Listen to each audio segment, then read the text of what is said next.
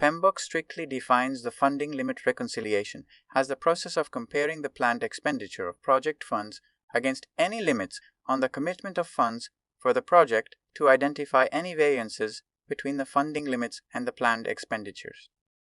The expenditure of funds should be reconciled with any funding limits on the commitment of funds for the project. A variance between the funding limits and the planned expenditures will sometimes necessitate the rescheduling of work to level out the rate of expenditures.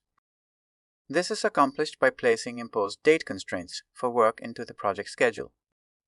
Funding limit reconciliation. For instance, capital construction project is the process of comparing the planned expenditure of project funds against any limits on the commitment of funds for the project to identify any variances between the funding limits and the planned expenditures. The funding limit reconciliation is very crucial for every capital construction project to prevent the large variation in the expenditure of the funds for the project to allow the project owner to pay the contractors and other vendors on the projects. This particular project management technique will often lead to the revision of the schedule as well as the allocation of the works to be executed to ensure that funding limit variances are avoided.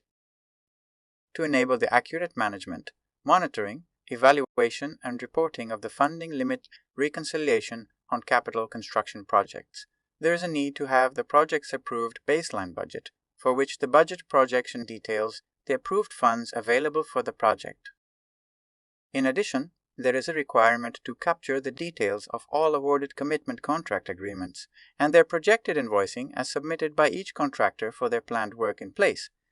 The content of those two documents enables managing, monitoring, evaluating, and reporting on the funding limit reconciliation for each project and at each period of the project's duration. The project funding requirements are an output of the PMI process to determine budget. The cost baseline is another output from the determine budget process, and the baseline is used to derive the project funding requirements. The total funds are those in the baseline and the management reserve. The funding requirements may also be broken out by the period for which the organization disburses funds.